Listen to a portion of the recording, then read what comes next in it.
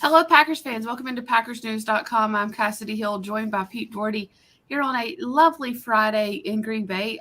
Pete, happy new Taylor Swift album day if you celebrate. It's a big day, huh? It is. I can't say I listened to her very much, but actually the songs that I've heard, they're really good. I'm sure. I mean, she's obviously a super talented person, but I guess it's a big day for you, huh? Hey, I stayed up. Since we're in the Central Time Zone, it came out at 11 p.m. for me last night. So How'd you like it? I will say, expert analysis here. I wasn't crazy about the initial tracks. Like they were good and there were some good moments, but I wasn't crazy about them. But then at 3 a.m., she released 7 additional tracks. And I listened to that while I was getting ready this morning, and those were really good. So I don't know if you're the same, but I can't tell whether I like a song or like an album. I've got to hear it 3 times. Like every once in a while, there'll be a song where the first time I hear it, it kind of just, oh, hey, that's good. Yeah. But I've really liked a lot of songs where it took, and albums where it took 3 listens before I really could make the judgment. Yes. Our colleague Nicole Minner at Fox 11, she's a massive Taylor Swift fan. She sits down and listens to it all the way through 3 times every time a new album comes out. Yeah, I know that's the way to do it in my humble opinion. Yeah. Anyways, let's talk about the Packers as well. Oh yes, they have a game. They have a game this weekend. It got overshadowed by, Taylor's new album. Anyways, Packers do have a game this weekend. They will travel to D.C. to take on the Washington Commanders. It's a matchup of a 3-3 versus a 2-4 team. But Pete, Matt LaFleur just made a point in his press conference that I want to get your opinion on. And he said, obviously he was not making any excuses, but he said, you look around the league right now, there's a lot of 500 teams. And there are, I think there's only one undefeated team left, the Eagles. Are they the only undefeated team still out there? I think so, yeah. And you got San Francisco 3-3, the Rams. Who else? There's a couple. The Tampa Bay Bucks are 3-3. Bucks, and there might even be one more. Teams that everybody thought was going to be good, and right now they're all 3-3. But they're not all 3-3s are equal, also, right? Right. But that he just kind of made a point that that's kind of the state of the NFL right now. Tom Brady said a couple of weeks ago he looks around the NFL right now and he just sees a lot of bad offense. How much of this is the Packers versus how much is just this is the state of the game right now? Yeah, I don't know. I mean, a lot of it's the Packers. They are just really struggling on offense, and they haven't found anything that works. Even Matt LaFleur said after the game they really don't have anything they can hang their hat on. And they got to find it. They're just groping now. Just because they haven't found it doesn't mean they won't. Because I still think, and look, I could be all wrong here, but I still think there's a lot of talent on that team, and a lot of it will come down to finding some things that work and that help the quarterback play better than he has. Because he's among the players and obviously the most important who have not played up to the level of the last couple of years. We do have a couple of questions coming in, so let's just go ahead and hop to them because they're addressing some of the stuff we were going to talk about anyways. Rebecca asks, she says, hi, folks. Hi, Rebecca. So if Jenkins moves to guard, is it right or left? Pete, if that happens, where do you think he should go, and what sort of musical chairs domino effect does that have along the line? Yeah, that's a good question because, LaFleur kind of addressed it yesterday, the things you have to think about, because he basically said, so do you move one guy or do you move 2 guys? Meaning, do you move Jenkins to right guard, or do you move him to left guard and move Runyon to right guard? They prefer to not have all those moving pieces, but I mean, left guard is where this guy went to the Pro Bowl. So I guess if I had to guess or bet, I would guess it would be left guard, but I can't say, I'd put the odds really high at that because although Runyon's played a lot of right guard in his career, so that to me makes the most sense. But if they want to limit how much they're moving guys around, it could be to right guard. I don't know what you think, but my bet would be left guard for Jenkins. Something that LaFleur said, or no, I think it was on our Green 19 podcast yesterday, was that you almost just need to put him at the right side to let him go through those growing pains because that's where your hole is right now, which makes sense. I hate to call anybody out, but your weak link right now along that line is Royce Newman. Yeah. And so Jenkins being at left or right, I don't even think needs to have so much to do with Jenkins versus what do you do to shore up that right side, which is your issue right now. And so that could very easily be their thinking. And, they've done things that have surprised us in the past. I remember when they played Kelly at tackle, a playoff game, I was surprised they pulled Nyman after he'd done okay all season. So, yeah, who knows what they're thinking. They'll have reasons for it, whether it ends up being the best move or not. I think you're right, though. In the end, it's less important which guard Jenkins plays than that they will upgrade that position a lot by having him at a guard and Newman not playing, because the difference between those two players is huge.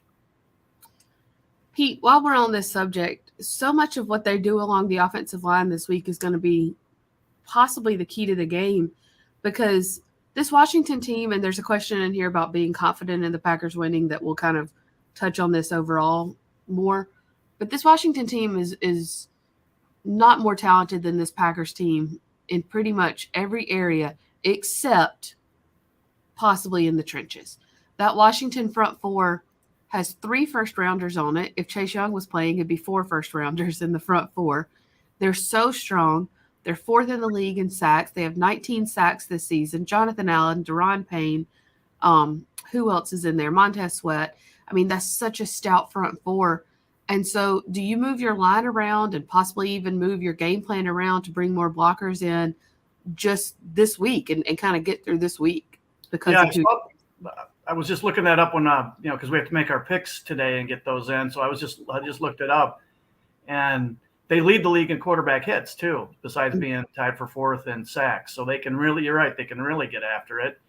And that's even without Chase Young. I mean, which you say, another front. I mean, he's their best guy, and they're still a pretty dominant front four. And this is a really tough matchup because the Packers line is struggling. And even if they put Jenkins in there, it's not a given that they'll play well this week. It could take a couple of weeks for things to gel. So I think this is a really tough matchup. And if Nyman's at right tackle, if they're concerned about how, his pass protecting there, because he's moved from left to right, so everything's the opposite for his bucket step and all that, they may have to keep a back end more often or line up their tight end there and have him chip, or at least line up on that side so the rusher has to go around him, or either way, and make it a little easier for Nyman. So yeah, I think there are some real adjustments they're going to have to make.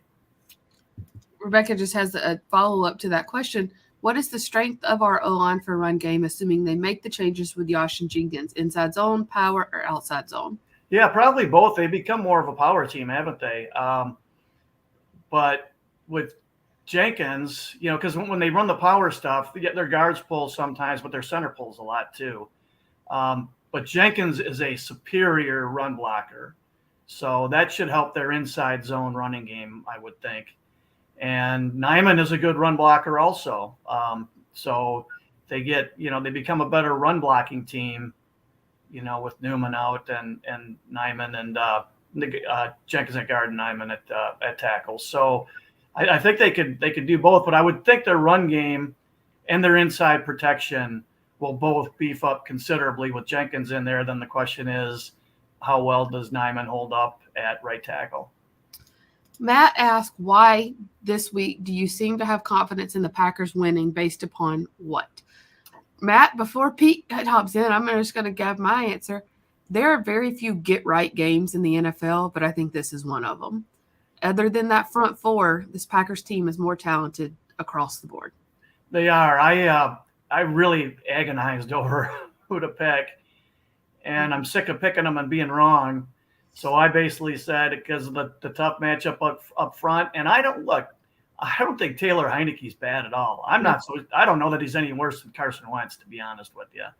Andy provides something different. Yeah, and he, just having him play could give them a boost. And he's not as talented as Wentz, but he's got some moxie to him, and there's a lot to like there. So I just went with the Packers are guilty until proven innocent. So I picked Washington 21-20 or 24-23, I think maybe it was.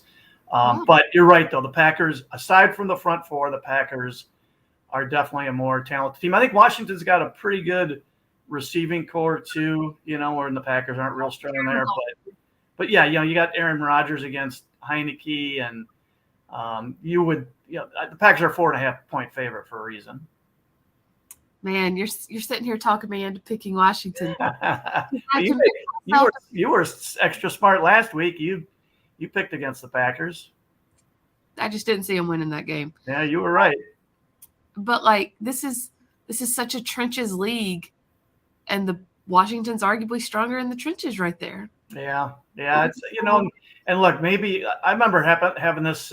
This is going back to the early 2000s when Larry Bechtel was their Packers offensive line coach. I remember they had a really bad. I couldn't even tell you who it was against. They had a really bad game, and the next week I don't even remember who they were playing, but it was somebody with one of the best front fours in the league. And I remember all week everybody writing and talking about, man, after that game, they are really in trouble this week. Mm-hmm. And their line went out and played their best game of the season. And I can't remember who it was against, but I distinctly remember. And that actually happened a couple times during that time. So who knows? Maybe they make the change. And after being just wholly embarrassed last week, maybe they come out and play and play a much, much better game. That's not that uncommon in this league. Matt LaFleur has talked a lot this week too about like his message to the guys is to get back to having fun, or not even necessarily to get back, but to remember to have fun playing ball. And Pete, I know you wrote about that today, and it's been, at least to me, noticeable at practice in the locker room this week compared to the last couple of weeks, like a concerted effort. So much so that like I asked AJ Dillon yesterday, like, are y'all like consciously like remembering those words as you're at practice? And he said, yeah, because that's what we needed to be reminded of. And I just think this is so interesting. And what jumped out at me was those videos you posted. That was you, right? With Stokes coming out, they go in the Hudson Center and then they come out, and Stokes coming running up to you and having a little fun with you just for a couple seconds, and then it was Stokes and Alexander the next day. Yeah, Stokes and Junior on Thursday. So, and they didn't have cell phones back in the mid '90s, but if they did, if the Packers had lost 2 straight under Mike Holmgren, I mean that place. It was like the locker room was like a morgue. Or like a wake. It was so quiet in there. And when there was no way on this earth that any player, if there were cell phones back then, would have run up to you if the Packers had lost 2 straight and done that. There is 0.00000 chance of that happening. It's so different. And it really strikes me that this young breed of coaches who've grown up with, more individuality in the league, with, free agency, all of those things are, they're not, it's just a given that all those things exist. They work with them instead of trying to prevent them, these young new coaches. And it's just struck me as a huge difference between even 10 years ago with LaFleur. They've lost 2 straight games, and his message wasn't, batten down the hatches and, everybody tighten up and, all that stuff. It was, he released pressure instead of increasing it. I don't know which is the best way. Holmgren was a great, great coach.